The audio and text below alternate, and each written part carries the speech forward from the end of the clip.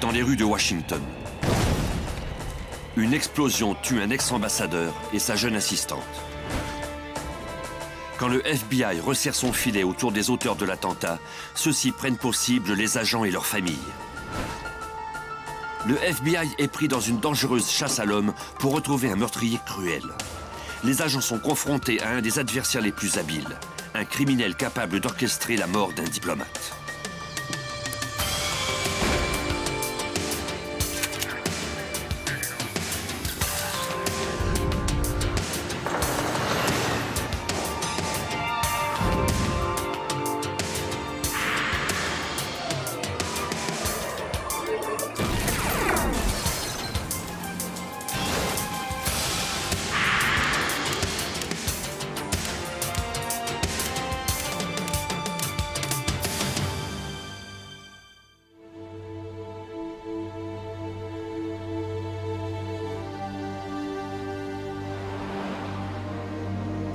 Washington, le 18 septembre 1976.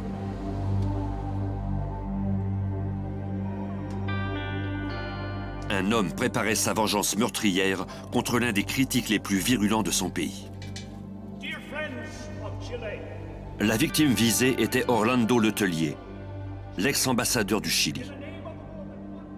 Ce socialiste, reconnu pour son franc-parler, se trouvait aux États-Unis où il dénonçait la dictature militaire d'Augusto Pinochet.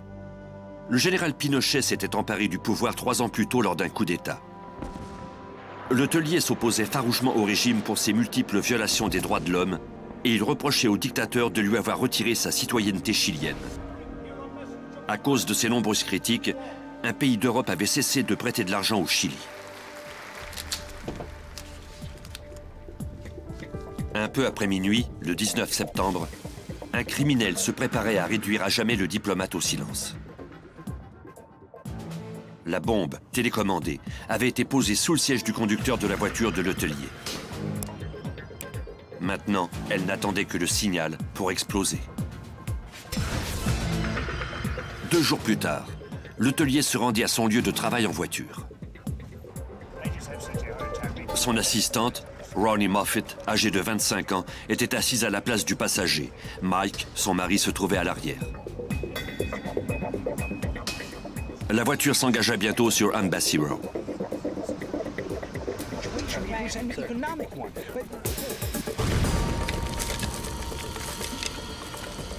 Après avoir appelé le service d'urgence pour qu'on envoie une ambulance, les policiers affectés à la protection des ambassades vinrent en aide aux victimes. Orlando Letelier gisait entre la vie et la mort. Ses jambes avaient été déchiquetées par la détonation et son torse était couvert de blessures causées par des éclats d'obus. Ronnie Moffitt, qui aussi avait été blessé par l'obus, luttait pour respirer. Par miracle, Mike Moffitt s'en sortit indemne, bien qu'il fût très inquiet à propos de sa femme. Une ambulance conduisit Letelier à l'hôpital au moment où les agents du FBI arrivaient sur les lieux. L'agent spécial Carter Cornick. Quand on est arrivé, la scène du crime était, comme c'est souvent le cas, épouvantable à voir. J'ai vu la voiture. Au bord de la route, une femme était allongée.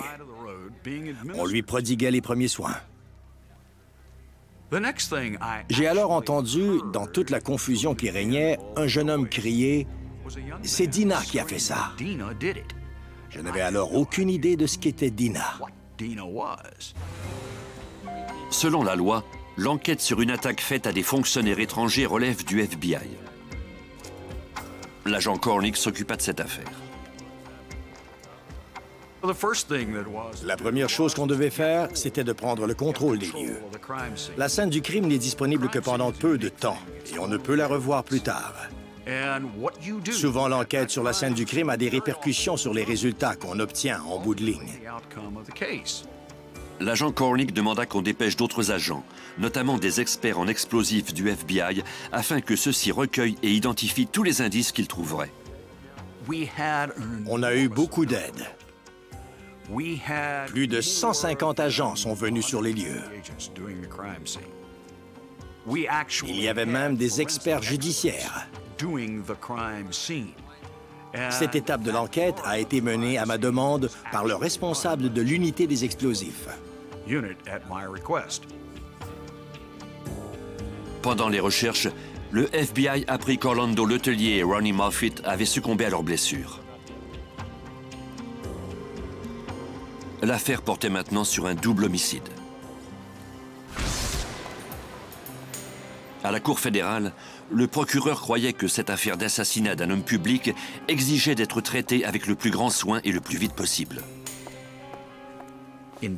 Dans cette affaire, un procureur fédéral a été assigné à l'enquête dès le premier jour. Ça ne s'était jamais vu auparavant, sauf pour l'affaire du Watergate. Le procureur fédéral assigna à ce cas son assistant le plus déterminé, Gene Proper. C'était un meurtre horrible, et je voulais résoudre cette affaire pour montrer au monde qu'on ne tolère pas ça ici. Je me fichais pas mal du fait que Letelier soit un socialiste, un communiste ou un homme d'extrême droite. Il avait été brutalement assassiné dans les rues de Washington en même temps qu'une jeune femme, et aucun d'eux ne méritait de mourir. Au deuxième jour de l'enquête, les enquêteurs commencèrent à réfléchir aux mobiles possibles du meurtre de Letelier.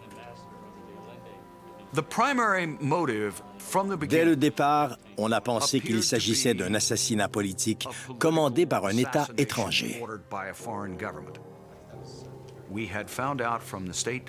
On avait su par le département d'État que la junte militaire au Chili jugeait Letelier personnellement responsable de la cessation de prêts venant de l'étranger.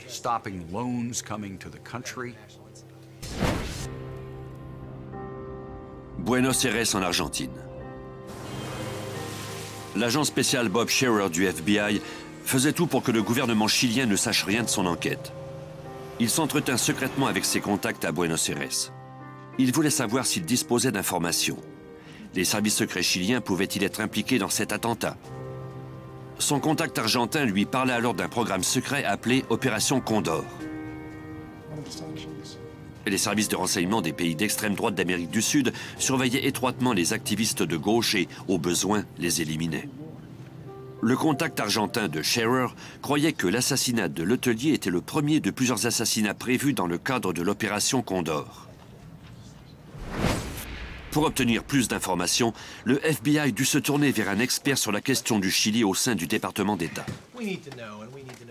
Celui-ci apprit aux agents que le Chili avait désespérément besoin du soutien financier des États-Unis. Le matin même de l'assassinat, le ministre de l'économie du Chili descendait d'avion à l'aéroport Dulles. Il venait demander de l'aide financière aux États-Unis. L'expert doutait que le Chili ait mis en péril cette demande de soutien en faisant tuer Letelier. Il m'était difficile d'imaginer qu'un gouvernement aurait, d'un côté, commandé cet assassinat, alors que de l'autre côté, il venait demander de l'aide aux États-Unis. 2 semaines après l'assassinat de Letelier, un avion de ligne commerciale qui faisait la liaison entre la Barbade et Cuba explosa. Les 73 personnes à bord de l'avion moururent. Après l'explosion, des Cubains anticastristes d'extrême droite revendiquèrent fièrement l'attentat.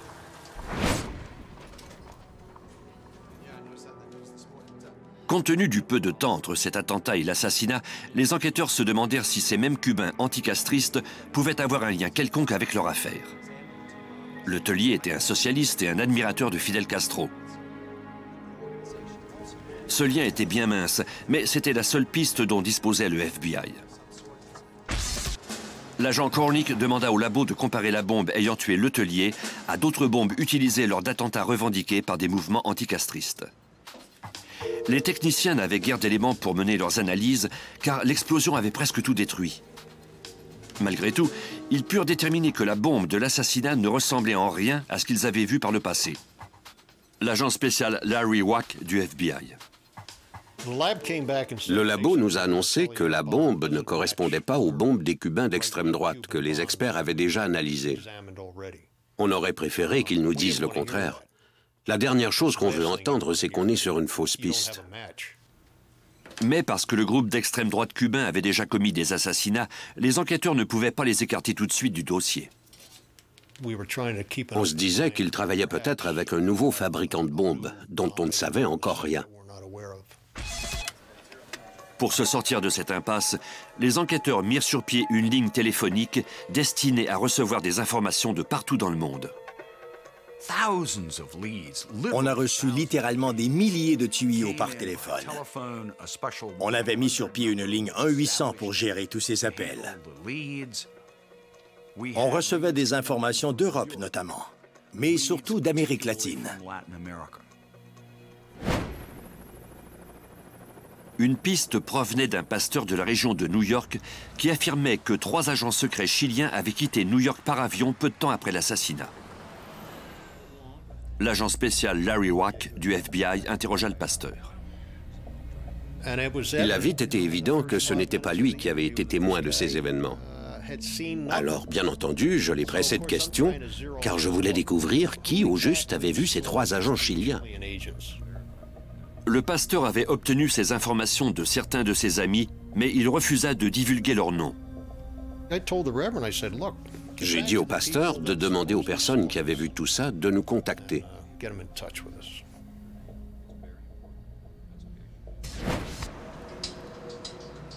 En attendant des nouvelles à ce sujet, l'agent Wack se rendit à l'aéroport John F. Kennedy à New York pour vérifier l'information que lui avait donnée le pasteur à propos du départ par avion de 3 agents chiliens. Personne ne put confirmer ces dires. L'enquête piétinait de nouveau.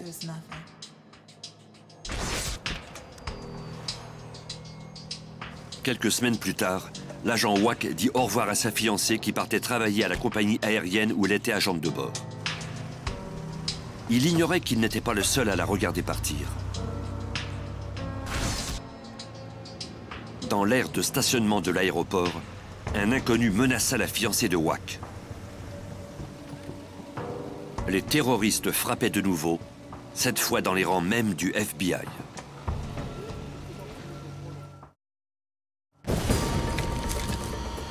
Orlando Letelier, l'ex-ambassadeur du Chili et son assistante, avaient été assassinés à Washington au cours d'un attentat à la bombe. Au début de l'enquête du FBI, la fiancée de l'agent spécial Larry Wack fit l'objet de menaces. Effrayé, l'agente de bord appela son fiancé. J'étais horrifié que quelque chose comme ça puisse se produire. Que ces gens n'aient même pas eu le cran de s'en prendre à moi et qu'ils l'aient menacée, elle. L'agent Wack croyait qu'il avait sans doute interrogé, sans le savoir, quelqu'un ayant des liens étroits avec les auteurs de l'assassinat. J'ignorais ce qu'on avait fait, mais visiblement, on les avait rendus nerveux. Il nous fallait maintenant réexaminer ce qu'on avait fait jusque-là, surtout moi. Je devais examiner la liste des gens que j'avais interrogés pour voir d'où cette menace pouvait bien venir. La fiancée de l'agent Wack aida un dessinateur à faire le portrait robot de l'homme qui l'avait menacé. Les agents montrèrent ensuite le portrait à des immigrants chiliens un peu partout à New York. Malheureusement, aucun d'entre eux ne semblait le connaître.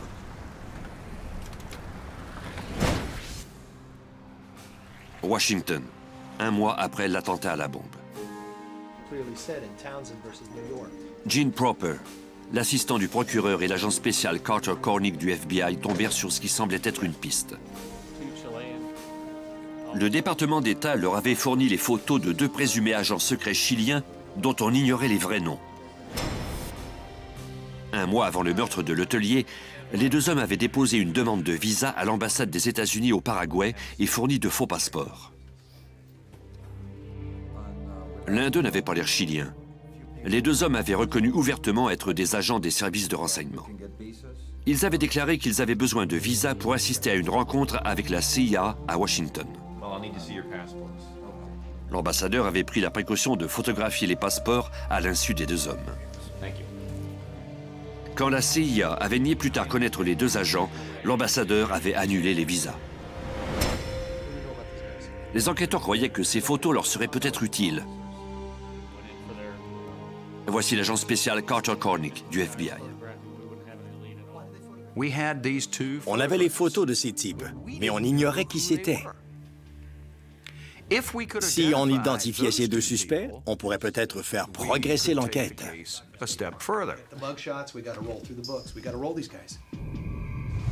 Quelques jours plus tard, les enquêteurs obtinrent des informations qui pointaient de nouveau vers Cuba. un quotidien vénézuélien avait fait paraître un article selon lequel des Cubains d'extrême droite basés aux États-Unis auraient assassiné l'hôtelier. L'article mentionnait les noms des deux principaux suspects, Enrique et Sanchez Ayala du New Jersey. Les enquêteurs connaissaient déjà les deux frères.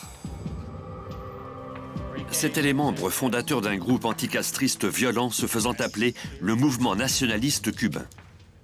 Ils étaient soupçonnés de plusieurs attentats à la bombe, notamment celui d'un navire russe à New York seulement 5 jours avant l'assassinat de l'hôtelier. On les croyait également responsables d'une tentative d'attentat à la New York Academy of Music, où des artistes cubains devaient se produire. Les agents commençaient à se demander si les frères Ayala n'avaient pas également ciblé le socialiste chilien Orlando Letelier. Dans un quartier cubain du New Jersey, un agent du FBI retrouva la trace d'Enrique Ayala. Quand l'agent lui demanda où il se trouvait le jour de l'assassinat de l'hôtelier, Ayala lui fournit une réponse étonnante.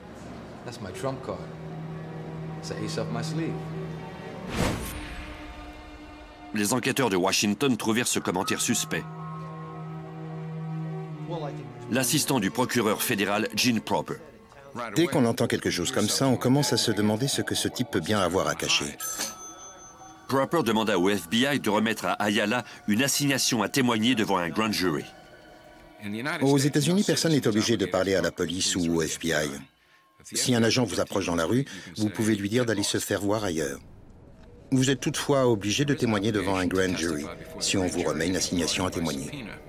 Un agent partit remettre l'assignation à comparaître à Enrique Ayala. FBI.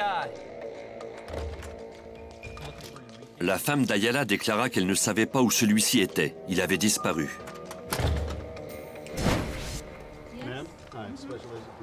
Les agents demandèrent à des Cubains anticastristes de leur dire où se trouvait Ayala. La pression exercée sur Ayala porta finalement fruit et il accepta de rencontrer les autorités.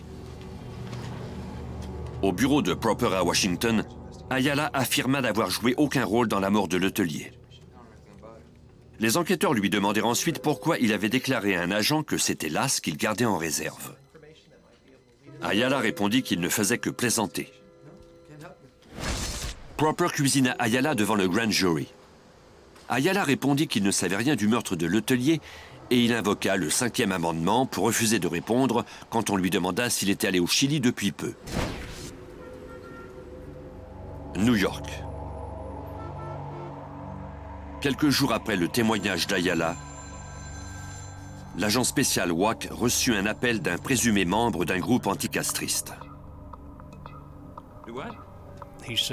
Il a dit qu'il arriverait chez moi dans 1 minute et qu'il voulait me parler. L'agent WAC craignait d'être en danger. La grande question était comment avait-il trouvé mon numéro de téléphone? Et plus important encore, comment avait-il découvert où je vivais? Je suis alors allé voir mon voisin, un agent du service de police de New York, et je lui ai dit « Danny, prends ton arme et sors ». Je lui ai raconté ce qui venait de se produire. Je lui ai parlé de l'appel et lui ai dit que j'ignorais ce qui allait arriver. On s'est caché dehors, dans une ruelle, et moins de 3 minutes plus tard, un type s'est présenté devant mon immeuble. On s'est disputé devant mon immeuble.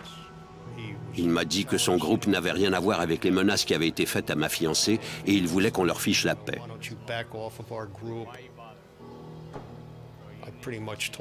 Je lui ai alors dit que la prochaine fois qu'il se présenterait à ma porte, il rentrerait chez lui dans un sac à dépouilles. J'étais furieux à propos de toute cette situation. Non seulement ma fiancée avait-elle reçu des menaces, mais en plus, ces terroristes étaient venus chez moi. Je me demandais ce qui arriverait ensuite. Loin de reculer, l'agent WAC exerça encore plus de pression sur le groupe. Si les Cubains affichaient autant de nervosité, c'était peut-être parce que le FBI était à 2 doigts d'établir un lien entre l'assassinat et l'auteur de cet attentat à la bombe. L'agent WAC talonna les Cubains à la recherche de quelqu'un qui saurait quelque chose à ce sujet. Si vous croyez pouvoir intimider le FBI, vous faites erreur. Les agents n'y mettront que plus d'ardeur. Les personnes approchées par l'agent furent distantes quand elles ne l'insultèrent pas carrément. Mais il continua de chercher des pistes. Finalement, 5 semaines après le meurtre de Letellier, l'agent Wack rencontra un Cubain ayant déjà fabriqué des bombes et qui était prêt à parler. Ce qui l'empêchait de dormir, ce n'était pas la mort de Letellier, mais plutôt celle de la jeune femme, Ronnie Moffett. Pour lui, c'était la goutte qui avait fait déborder le vase. L'homme déclara qu'il avait entendu dire qu'Enrique Ayala, le chef d'un violent groupe anticastriste, avait rencontré un agent secret chilien à plusieurs reprises. Selon lui, les Cubains voulaient montrer leur soutien au gouvernement chilien d'extrême droite. L'agent Wack se servit de ses renseignements pour interroger d'autres informateurs. Ceux-ci lui apprirent qu'Ayala avait été vu en compagnie d'un Chilien blond, de grande taille, ayant l'allure d'un militaire. Un informateur m'a dit que les nationalistes appelaient cet homme El Flaco, ce qui signifie le maigre ou les flanqués. L'agent Wack venait de mettre au jour un lien entre un agent chilien et le mouvement nationaliste cubain. On disposait maintenant d'indices qui laissaient présumer qu'un agent chilien avait été en contact avec un nationaliste. En outre, ces nationalistes commettaient des attentats à la bombe depuis plusieurs années. La thèse de leur implication devenait de plus en plus vraisemblable. Le FBI concentra son attention sur Santiago au Chili. C'est là que l'agent spécial Bob Scherer cherchait à établir un lien entre Enrique Ayala et les autorités chiliennes.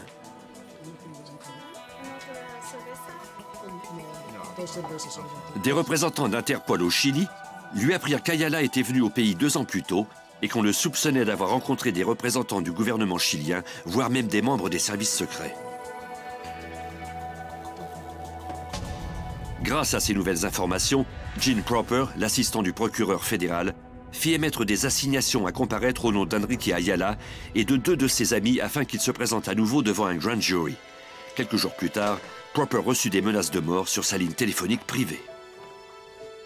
Proper en déduisit que leurs actions devaient rendre les membres de l'organisation nerveux. Mais plutôt que de reculer, Proper et l'agent spécial du FBI Carter Cornick décidèrent de mettre les bouchées doubles. Ils firent venir Enrique Ayala à leur bureau. Celui-ci déclara que ses amis et lui invoqueraient le 5e amendement devant le grand jury et qu'ils ne répondraient à aucune question. Les enquêteurs devraient poursuivre leurs recherches pour trouver quelqu'un qui accepterait enfin de parler. L'agent spécial Carter Cornick du FBI. Cette affaire traînait en longueur. On se demandait comment on arriverait à remettre l'enquête sur les rails.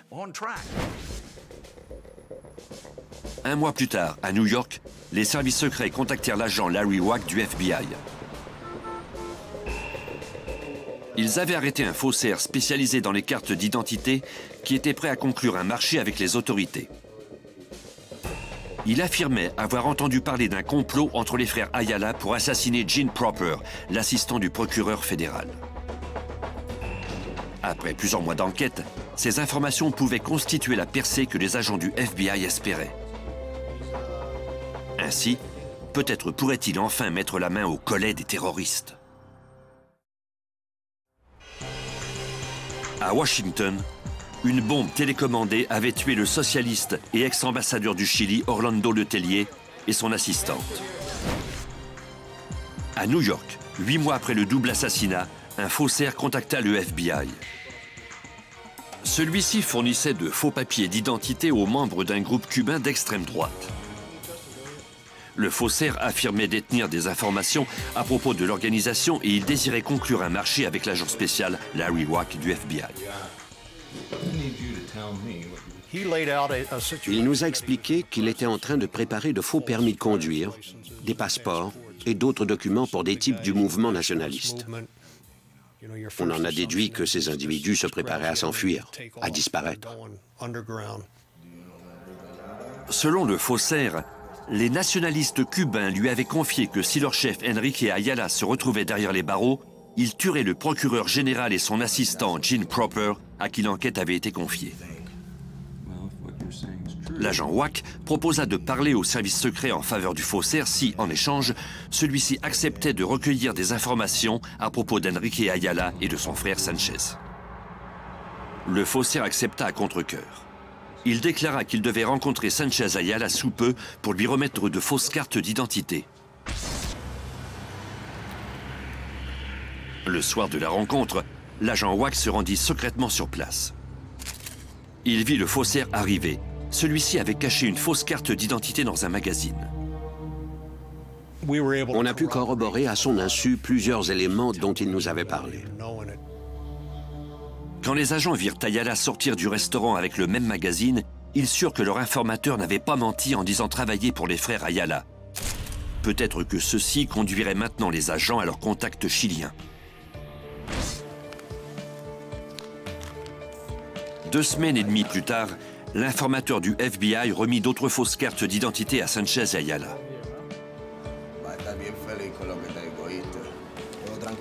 À la fin de la rencontre, Sanchez déchira un billet d'1 $ en deux et il en donna une moitié au faussaire.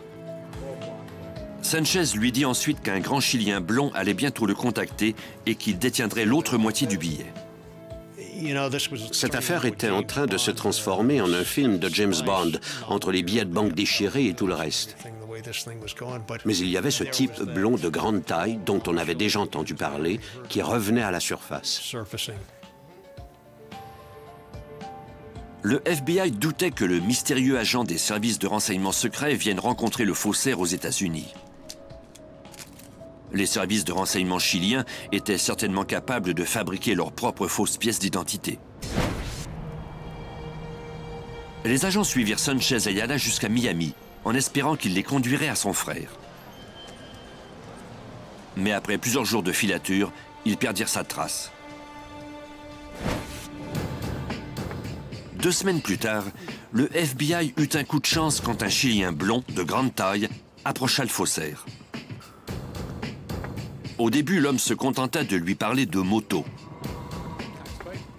Mais avant de partir, il déclara qu'un ami d'Enrique Ayala allait bientôt le contacter pour avoir de faux papiers.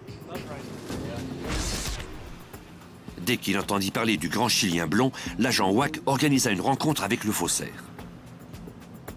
L'agent montra au faussaire une série de photos, notamment la photo de passeport de l'agent des services de renseignement chilien qui avait tenté de venir en territoire américain sous le nom d'emprunt de Juan Williams.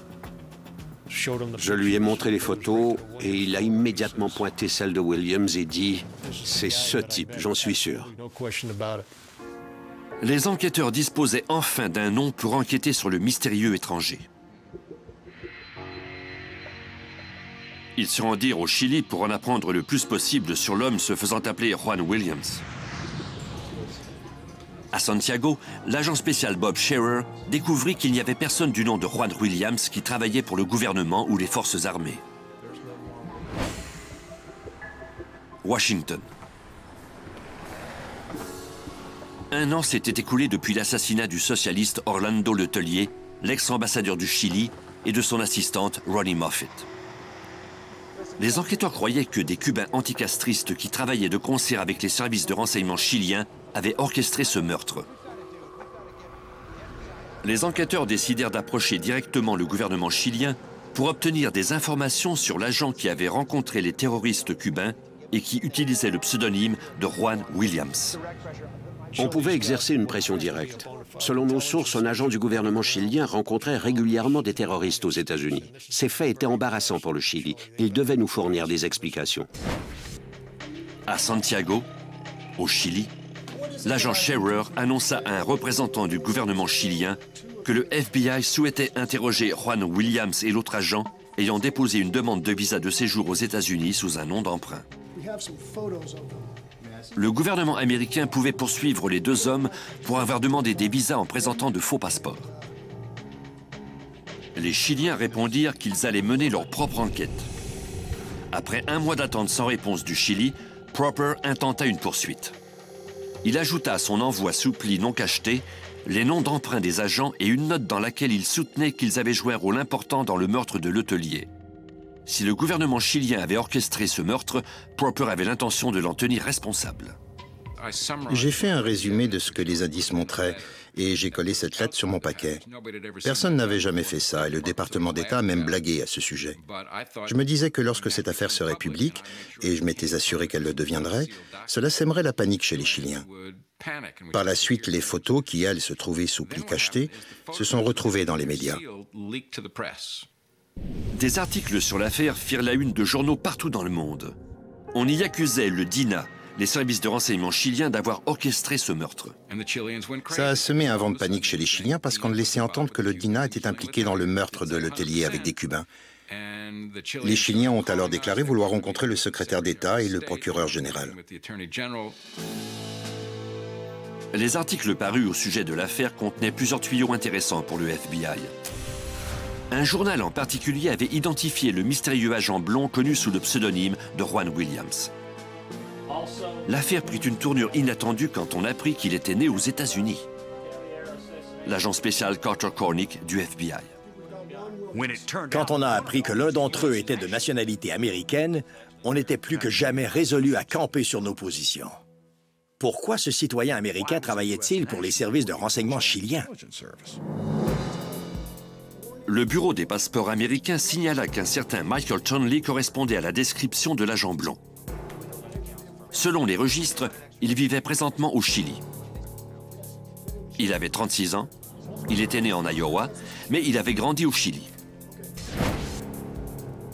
Les agents se rendirent ensuite à Fort Lauderdale pour vérifier une autre information selon laquelle Juan Williams était en fait Kenneth Enyart. Celui-ci avait acheté du matériel de surveillance électronique pour le compte du gouvernement chilien. Le propriétaire d'un magasin de matériel électronique où l'on vendait des microphones et d'autres équipements de surveillance sophistiqués identifia Juan Williams sur la photo de passeport comme étant Kenneth Enyart. Le propriétaire fournit des documents qui montraient qu'Enyart avait acheté du matériel le jour même de l'attentat à la bombe ayant tué l'hôtelier. Il montra également aux agents une lettre du gouvernement chilien qui autorisait Kenneth Enyart et Michael Tonley à faire des achats en son nom. Le FBI croyait maintenant que Kenneth Enyart était un autre pseudonyme de Michael Tonley et que le gouvernement chilien avait joué un certain rôle dans le meurtre. Le FBI disposait maintenant d'un premier suspect important dans cette affaire. Le lendemain, à New York, l'agent spécial Larry Wack rencontra le faussaire devenu informateur. Celui-ci surveillait un groupe de nationalistes cubains d'extrême droite que le FBI soupçonnait d'avoir collaboré avec le gouvernement chilien. L'agent Wack voulait savoir comment ils avaient réagi en apprenant que le FBI avait identifié leur contact chilien comme étant Michael Tonley. Tous les membres de la communauté qui avaient des liens avec le mouvement nationaliste se sont mis à paniquer. Ils disaient « le chat est sorti du sac, ils savent qui c'est, il faut qu'on disparaisse ». Wack exerça de la pression sur le faussaire afin que celui-ci organise une rencontre avec le suspect clé du mouvement nationaliste avant qu'il ne disparaisse. J'ai dit au faussaire de leur dire tout bonnement que j'étais allé le voir, que j'avais découvert qu'il avait des liens avec les nationalistes et que je lui avais remis une assignation à comparaître devant un grand jury.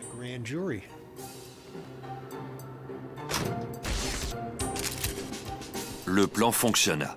Le faussaire rencontra le suspect sous le prétexte de lui demander conseil. Le suspect lui conseilla d'invoquer le 5e amendement et de garder le silence. Le faussaire lui demanda alors pourquoi à quelques reprises. Il a dit « on l'a tué ». On le sait et ils le savent. C'était exactement ce qu'on souhaitait obtenir. L'assistant du procureur Gene Proper et l'agent spécial Carter Cornick du FBI tentèrent d'assembler les indices. C'est une chose que d'avoir un contact en qui on peut faire confiance. Mais c'en est une autre d'avoir des preuves formelles. Les enquêteurs espéraient plus que tout trouver quelqu'un qui passerait aux aveux. Ils souhaitaient que cette personne soit Michael Tonley, mais pour le faire passer aux aveux, ils devaient d'abord le trouver. L'étape suivante serait d'aller au Chili et d'essayer de contraindre,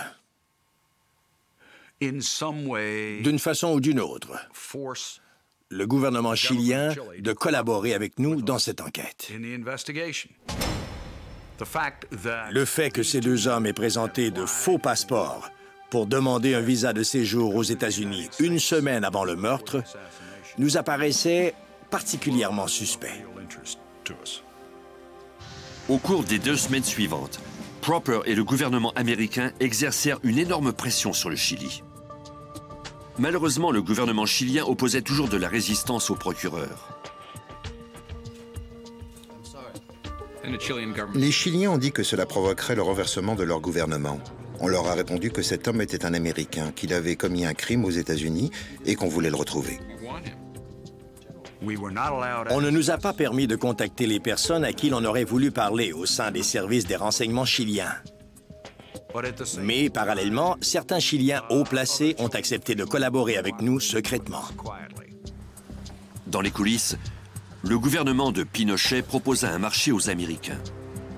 Il remettrait Thornley aux mains des Américains à condition que les États-Unis promettent de ne pas se servir de son témoignage contre le Chili. Les États-Unis acceptèrent. Le lendemain, des policiers chiliens emmenèrent Michael Thornley faire une promenade en voiture. Celui-ci espérait que les services de renseignement le protégeraient, voire même le récompenseraient en lui offrant des vacances prolongées dans un secteur isolé. Il n'avait pas la moindre idée de ce qui l'attendait.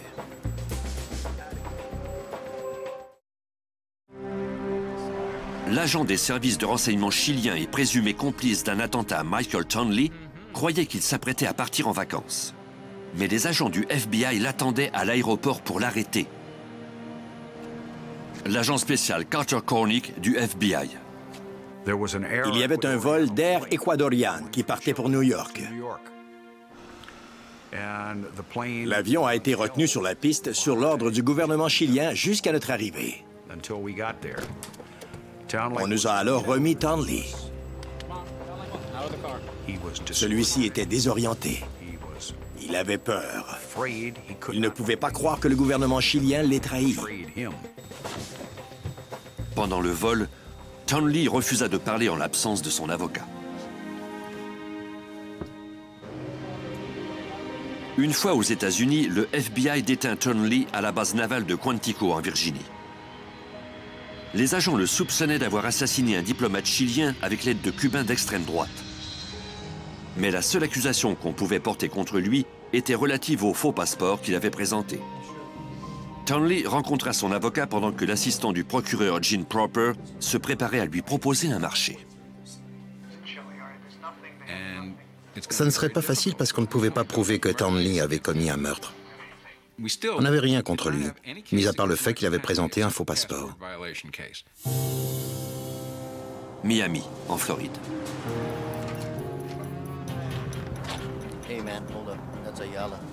Les agents eurent un coup de chance lorsqu'un policier de Miami Alert reconnut un des hommes reliés à Thornley dans l'affaire du meurtre. Il s'agissait d'Enrique Ayala, le chef du mouvement nationaliste cubain. You're Enrique Ayala, aren't you? No, sir. Please take off your sunglasses. This is my identification, sir. Seguro que sí. L'agent Carter Cornick et le procureur Gene Proper profitèrent de l'arrestation d'Ayala et de celle d'autres présumés membres du groupe pour exercer de la pression sur Thornley. Enrique Ayala has been arrested. On a rencontré Thornley et on lui a dit qu'on avait arrêté les Cubains et qu'on conclurait un marché avec le premier d'entre eux qui accepterait de parler. On savait que les Cubains ne parleraient jamais, mais on ne l'a pas dit à Thornley. Il devait croire qu'on savait ce qui était arrivé, qu'on l'avait identifié, qu'on l'avait ramené aux États-Unis. Il devait craindre qu'on détienne toutes les informations sur lui. Mais en fait, tout ce qu'on avait contre lui, c'était un délit pour usage de faux passeports et le fait qu'on savait qu'il avait rencontré les Cubains. Malheureusement, à moins que les Cubains ou Thornley ne parlent, on ne pourrait pas porter cette affaire devant les tribunaux.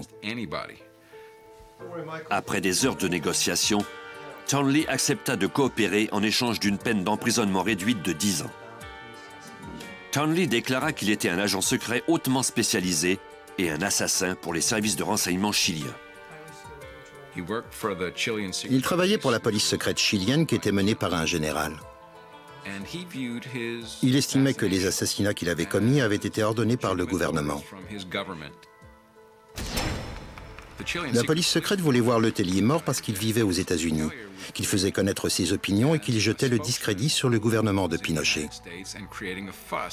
Letelier rencontrait les sénateurs au Congrès, il se prononçait un peu partout dans le monde. Or, le gouvernement de Pinochet était un gouvernement répressif d'extrême droite et Letelier était un bon orateur. Il était une source d'ennui pour le gouvernement chilien. Il ne s'agissait pas du premier assassinat de Townley. Cet expert en électronique et en fabrication de bombes avait participé à plusieurs assassinats, aussi bien en Amérique du Sud qu'en Amérique du Nord et en Europe. Cet homme était certainement l'homme le plus dangereux que j'ai jamais rencontré. Il se vantait de son rôle dans la fabrication de bombes, ayant tué des gens. Et il justifiait ses actes en affirmant que Letelier était un soldat, tout comme lui. Townley déclara qu'il avait fabriqué une bombe dans une chambre de motel et qu'il l'avait ensuite fixée sous la voiture de Letelier pendant la nuit. Les Cubains, qui espéraient créer des liens avec le gouvernement chilien, avaient accepté de participer à cet attentat. Townley leur avait confié la mission de faire exploser la bombe. Il était ensuite parti pour la Floride, après avoir laissé une télécommande aux Cubains. Il déclara qu'il ignorait toutefois qui avait appuyé sur le bouton. Letelier n'intéressait pas particulièrement les Cubains. Il voulait seulement avoir des liens avec la police secrète chilienne, et ce pour plusieurs raisons. Le Chili pourrait leur donner asile s'ils avaient des problèmes aux États-Unis. En outre, ils avaient des idéologies semblables, étant eux aussi d'extrême droite. Ils croyaient également pouvoir obtenir du dinar, du matériel et peut-être même de l'argent. Pour prouver les dires de Townley, le FBI fit l'acquisition d'une voiture semblable à celle de la victime et ils demandèrent au suspect de fabriquer une bombe identique à celle qui avait tué le diplomate. Tout a été filmé par le FBI afin qu'on puisse utiliser ces images lors du procès.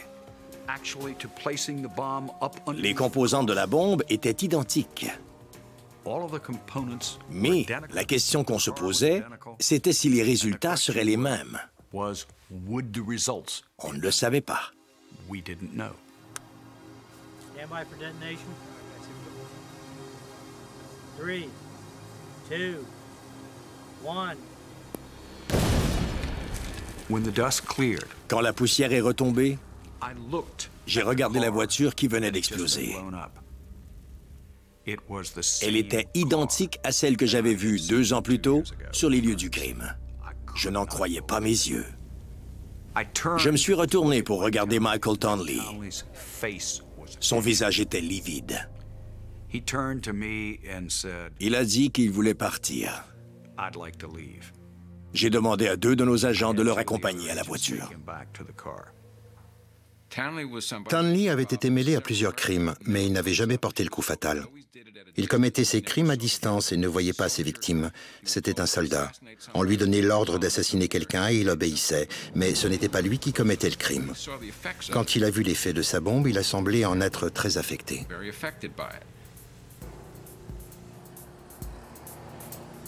2 ans et demi après l'assassinat de Letelier, les frères Ayala et un de leurs complices comparurent devant les tribunaux. Les photos des 2 voitures réduites en charpie constituèrent les preuves les plus convaincantes.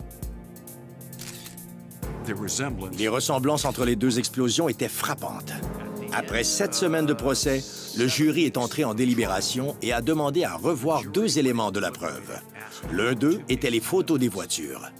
1 heure plus tard, les jurés ont déclaré les prévenus coupables de tous les chefs d'accusation. La Cour condamna Enrique et Sanchez Ayala pour avoir participé au complot pour meurtre. Mais lors d'un second procès, leur peine fut annulée sur un point de procédure. Au cours des 20 années qui suivirent, 2 autres nationalistes anticastristes et 3 représentants des autorités chiliennes se retrouvèrent derrière les barreaux pour le meurtre de Letelier. L'agent spécial Carter Koenig du FBI croit que l'assassinat de Letelier est le résultat d'un malentendu tragique. Je crois qu'il a été assassiné pour 2 raisons. D'abord pour ses actes. À cause de ses déclarations, les Pays-Bas avaient cessé de prêter des fonds au Chili. Et deuxièmement, les Chiliens le percevaient comme une menace. Mais en réalité, ce n'était pas le cas. De plus, les militaires chiliens croyaient que Letelier était en train de former un gouvernement pendant son exil aux États-Unis. Mais ce n'était pas vrai.